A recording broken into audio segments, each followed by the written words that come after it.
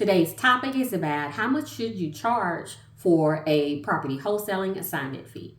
If you find the information in this video helpful, please consider liking and subscribing. So how much should you charge? Number one, you need to make sure that you check with your local state government. Local city, make sure you contact your local realtors association to ensure that property wholesaling is something that is actually legal in your area.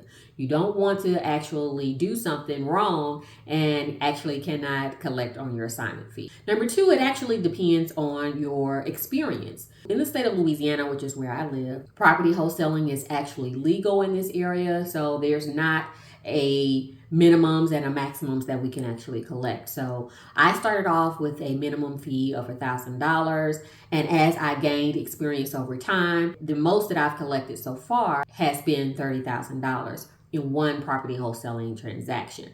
So it just depends on your area. If you find the information in this video helpful, please consider sharing. Drop a line in the comments discussing the different types of opportunities that you've had in property wholesaling and how much you've been able to actually make in wholesaling.